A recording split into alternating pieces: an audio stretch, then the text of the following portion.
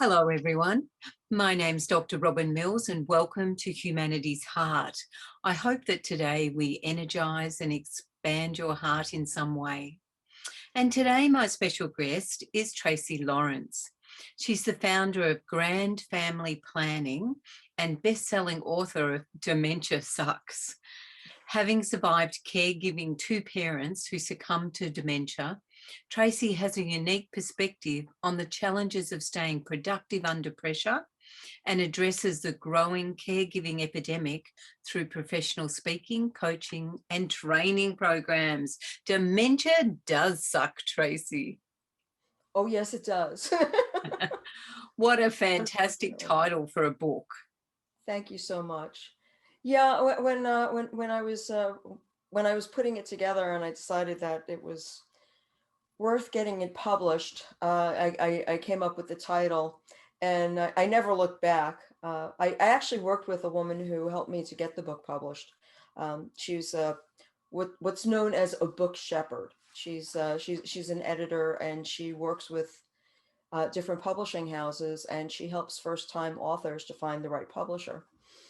And she read the manuscript, and she said to me, "I love your book, but are you married to the title?" And I said, "Well, let me put it to you this way. I believe that brevity is the soul of wit. So it's brief and it Yeah. says what I wanted to say. And I also want it to be provocative. And I thought, if I were in a bookstore and I saw a book that was called Dementia Sucks, I would pick it up. And I think, it would, at least, prod people who had little familiarity with the subject matter to at least be curious. I think it's a fantastic title because actually it's the truth, isn't it? Yes, it So certainly is. the other day I got out of bed and I said to my husband, "Oh, that was a better night's sleep between the farmers," because we live in a farm environment, "and the seatbelt. I had a great sleep." And he's going, "Seatbelt?" And I could not find the word. And the word I meant was electric blanket. I had the electric blanket on to keep myself warm. Oh, And uh-huh. I got terrified. I was really scared because in that moment, I could not find the word that I was searching for. And I was saying out loud, "I can't find the word. This is ridiculous. I've lost the word." So I went straight out and brought a product that we have in Australia called Souvenade, which is a drink for people with dementia to make sure that they get the right nutrition for the brain. So, yes, so I can't imagine what it would be like to be like that all the time, to be thinking a word and not to be able to find it. It's difficult watching people you love go through that, and I know that there are times when, I'm now 63 years old, and there are days when, I know what I want to say, but the word just will not appear. But I'm really good at using tools to get at what I'm looking for. It's a little inconvenient when I'm having a conversation with a person, but I'm confident enough to be able to say, "Ah, okay, I've lost the word that I want, but here's a similar one." Yes. So tell me about your story, Tracey, because obviously two parents with dementia, that's a story worth telling. Well, thank you. Well, I was fortunate in that it wasn't simultaneous. My father, who was a really great friend to me, I adored my dad. We had a great relationship. When he was 73, he got his first computer. And I loved that he got so into it. And he was living in Florida, which is like 1,400 miles away from where I live. And I used to get on the phone with him and give him lessons over the phone. And he was a great student and he loved it. And he continued to learn and he continued to grow. And then all of a sudden, well, we went down to Florida to visit. And I would talk to my father on the phone, or on a regular basis, at least once a week, very often, more often. And when I saw my father, I could see that things were not as peachy as he wanted me to believe they were. And we started, I started asking questions and making observations. And when my husband and I were on our way back home, he told me that, my father had an incident with his car where he needed to get his tire fixed and he didn't feel comfortable doing it by himself. And so he asked my husband to come with him. And it started to become obvious that my father was not feeling as in charge and self-possessed as he was used to being. And shortly after that, my father had a procedure. He had something called an open lung biopsy because he was having problems breathing. My father was a longtime smoker, and he had developed pulmonary fibrosis. So to get that diagnosed, they gave him that he had this procedure, and they didn't close him up right when they after the procedure, and he was bleeding internally. Didn't know it, but he felt awful. And I was talking to him on the phone, and I asked him, I begged him to call 911. And sorry, that's my computer. um, so I begged him to please, go to the hospital. And he promised that if he didn't feel better, he would.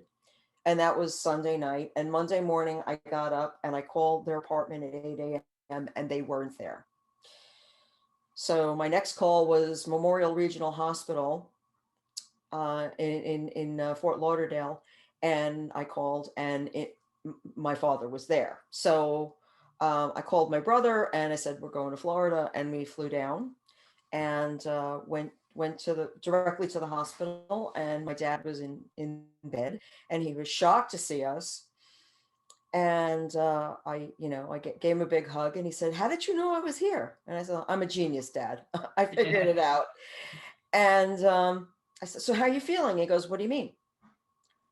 And I said, "Well, last night you weren't feeling well, and you went to the hospital." And he's like, "I'm in the hospital?" Mm. Uh-huh. Yeah, you were feeling sick. I'm sick? Yeah. So that was the beginning of that journey. And it was then that I knew we were in a lot of trouble. And I started to unpack all the things I needed to understand about my parents' situation so that I could help them.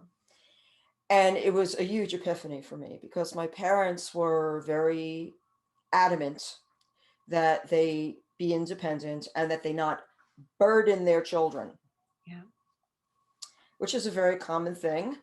Yes. But I was very fortunate in that they had done some really smart things before my dad got sick. But my father's situation was rather serious, and we determined that it would be smartest to bring them to New York or New Jersey, where we could bring them to doctors who were a little more thorough than the doctors in Florida. But what happened was we found out that all the things that the doctors in Florida told us were very accurate. Yeah. And my father had a bunch of things wrong with him. They're all cross-complicating. And the worst of it was the dementia. And it turned out he had vascular dementia, which caused his short-term memory to completely evaporate. And so he couldn't learn anything new. He couldn't remember, like, from one moment to the other, like, what had just happened. So it was a very disturbing time because my father was always a very smart and sharp guy, Yeah. very funny, great sense of humor. And of course, he was still that person, but he was no longer the person he valued being. And because of that, he didn't want to live any longer.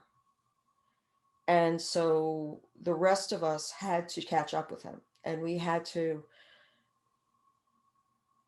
to reconcile ourselves to the idea that my father was so unhappy that keeping him alive any longer than was absolutely necessary would have been cruel. Yes. And it was at that point in my life that I became acquainted with the idea of a good death. Yeah.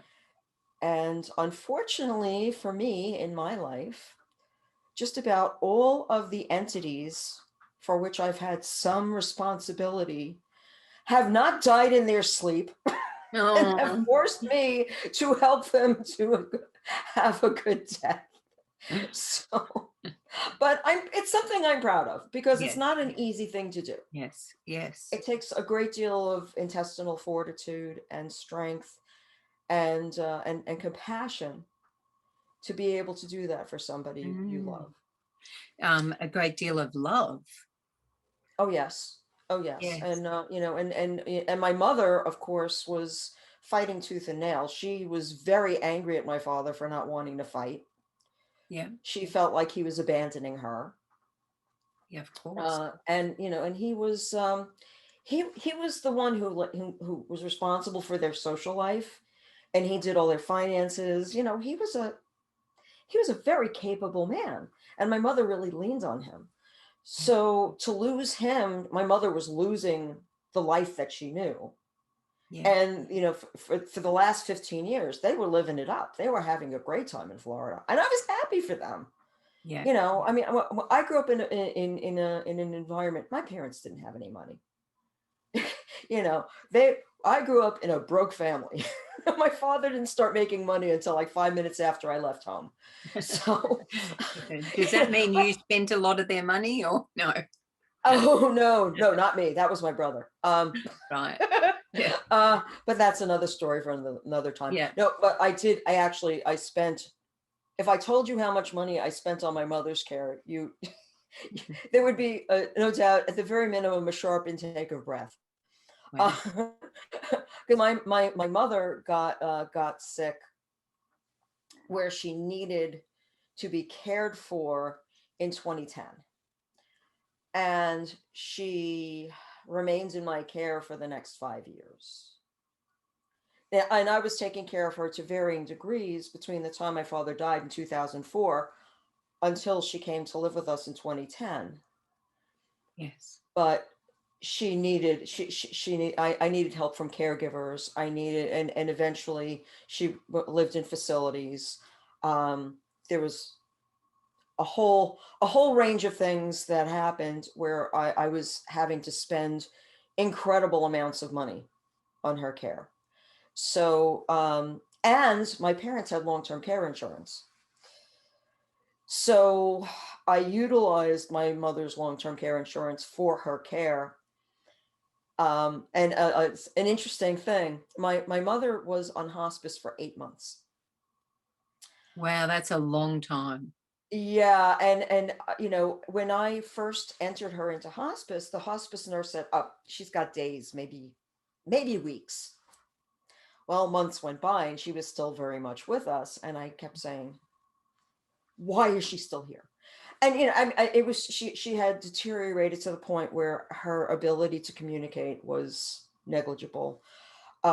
She barely recognized any of us any longer. Her quality of life. I mean, she had great care, but having she wasn't living, not to the definition that she would have provided for living.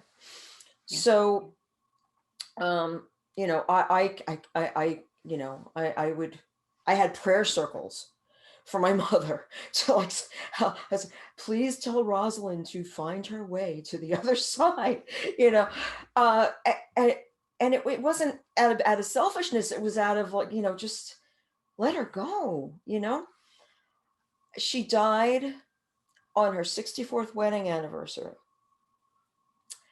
And the day before she died, she had exhausted her long-term care policy. Oh, that's So, amazing. Yes. and I realized at that, when I got that advice from her long-term care insurance company, I was like, this is it. This is why. My father was not going to let her pass over to the other side until she exhausted the policy. He wanted value and he So, got it. so policies run out, like the long-term care, but they run out. That's extraordinary. Yeah, there are all different kinds, but the type that my parents had, there was It was $189,000 benefit. Right. And it was designed to last for 4 years. I actually made it last 5 because Amazing. I spent it intelligently. Of course, I had to supplement it with other money, Yeah. but it was, there were all different moving pieces. And as I say, there are different policies that have different features. So they usually have what's called an elimination period. And I got I had the training wheels on this thing with my dad, Yes. who Yeah. really didn't get to use his policy. But what was great about the policy was that when I first got into taking care of my dad, I knew nothing about dementia. I didn't know about caregiving. I didn't know where to even start. But the insurance company sent someone to interview my father and evaluate him. And they then developed what was called a plan of care. So I had a place to start. It's like, well, your father could benefit from having the following pieces of equipment and and support services and so on. And even though they didn't pay for those things initially, at least I knew, what kinds of things to look for and get for him. And they also had a provision where they would pay for in-home caregivers until the elimination period was up, at which point he could go to live in a facility and they would pay for certain facilities up to, I think it was $125 a day. So, and the funny thing was that I did hire somebody to come and help with dad at one point, and he was still self-possessed enough when they came in, he threw them out. I don't need this. Get out of here. So that was my first experience with that kind of thing, and mom put me through a lot of that too. But yeah, and that was when I started learning how people in that situation react when you try to Yeah. help them. Yeah. So, Tracey, it would have been incredibly life-changing because I guess you had a life before dementia. Oh yes, I was actually a graphic artist before my parents got sick, and I continued to be a graphic artist. I was working out of my home, and my husband had a great job, um, working for a company that did what's called pre-press work. He helped to produce printed items for craft foods.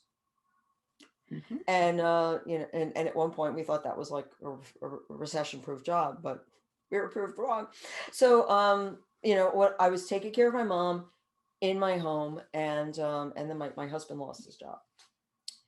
So one of us had to earn a living where we were able to get health care benefits. So I actually applied for a job with a financial services company because I wanted to learn more about financial instruments. Because here in the States, the banks were and are still, for the most part, paying 0.04% interest on your savings. Yes, incredible time. It's disgusting. Yeah. So, I was in charge of, like, taking care of my mom and making sure that her money lasted as long as possible. So I wanted to learn about, the various options that were available. And I also wanted to make money and have benefits. So I got accepted into this program where I became a financial advisor for a company, and they paid for my instruction. They paid me a salary. They paid for my licenses, and we got health benefits. So that was great, but I'm still caregiving my mom. So, and they knew when they hired me because my experience with long-term care insurance was very valuable. Yes. Yes. So they hired me knowing what my situation was, but I got to a point when my mother she was hospitalized twice in one summer, which led to her hospice. um, I and at the same time, my company is writing me letters for poor performance. Right. So, and they're Yeah. threatening me because I can't just like, not be in the office. I have to, I have to, bring in new clients. I have to bring in business. I have to be in the office. I have to show my face. And by the way, my mother's in the hospital and she's got profound dementia and she can't ring the buzzer for herself. Wow. That is stress. Now that is stress. It was extreme Yeah. stress. But it was extremely important for me because at that point I realized how important it was for people to have someone like me to be able to prepare them for and navigate through the kinds of issues that I experienced. And so in September of 2014, when my mother was on hospice and was being cared for by a trusted team, uh, I I left my job and I decided that I was going to make a business out of leveraging my knowledge about this kind of thing to help others. And so I formed Grand Family Planning in September of 2014. And at the same time, I had, so I was working on the book and had a lot of different things going on. But yeah, so it was quite a journey. And it sounds like there's, when you have major events like this in your life that take decades, years, that you have a life before and a life after. Life never goes back to what it was before. But Yeah, that's very true. But and at the now, same time, I'm sorry. no, and now you've redefined yourself because of it and in spite of it. Absolutely. I'm a make take lemons and make lemonade kind of gal. I couldn't bear the thought of allowing all that stuff that I'd learned to go to waste. Because and I would meet people who were in a similar situation or in a situation where I would look at it and go, "Oh boy, there were if I could, I would advise that person to do this, this, and this." And then a dear friend of mine was in a situation where his in-laws were going through a similar situation, and he's like, "Trey, what do I do?" And I gave him a list of 5 things to do, like right away, and he was like, "That's great. That's so helpful." Yeah. And that became part of the 8 topics you must discuss that are that are in the book, because it's just things that people need to know to protect themselves. And another thing that I learned on my journey, I became acquainted with other caregivers. Now I'm the first to tell you that I was extremely fortunate because my parents did so much up front. They had the insurance policy. They had already done their paperwork. They appointed me their power of attorney and their healthcare proxy while they were still capable, Yeah. and that is extremely helpful. But for people who are not that fortunate, if they don't take care of that sooner than later, then it can really come back to haunt them. And I got to know other caregivers who not only suffered because those things were not taken on, but in a lot of cases, too many cases, these people died before the people that they were taking care of, which to me is a true tragedy. When someone, dies in their 50s, from the stress and from the neglect of their own self needs and well-being, it's that just shouldn't happen. But unfortunately, there isn't enough information in our society to help these people to make better decisions. And I want to be that person that kind of shakes them awake and says, "Hey, there are things you have to do, and it's extremely important that you take care of yourself." Because if you go down in flames, everybody who relies on you goes down in flames. That's just So so true. That's so true. I'm wondering if, having had two parents who had dementia, how much of a fear that is for you. that's a great question. I live a very different lifestyle than my parents did. Being born when I was, um, and I got very educated. My father's dementia, in all likelihood, came from his coronary artery disease. When he was 56 years old, he had double bypass surgery. It would have been triple, but they were losing him on the table, so they closed him up before they lost him. But yeah, Yeah. it was pretty bad. But um, he made it another 20 years, and he did stop smoking. God bless him. Um, but when he was first diagnosed with dementia, the neurologist that saw him first diagnosed him with what he called Pick's disease, which is frontal temporal dementia. That's not what my father had. He had none of those symptoms. So the vascular dementia made a lot more sense because he had the history of coronary artery disease, and the vascular dementia is strokes. It's mini strokes that change what's going on in your brain at any given time, and it made a lot more sense. So my father's dementia was never correctly formally diagnosed, but from my observations, that's what makes the most sense. Yeah. In my mother's case, her family had Alzheimer's disease. My grandmother apparently had it, and my mother's oldest sister, definitely had it.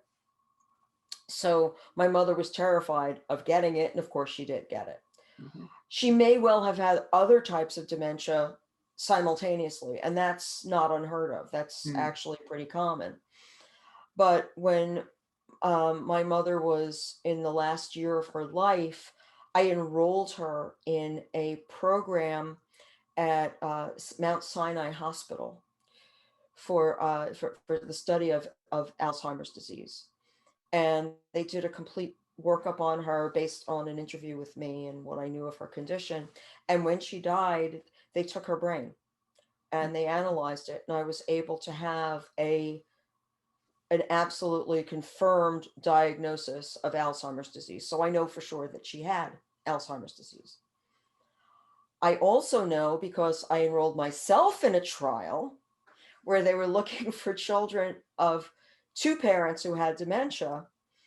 They did a genetic test on me, and this is when my mother was still alive. Um, so this was probably, I think, 2013, 2014.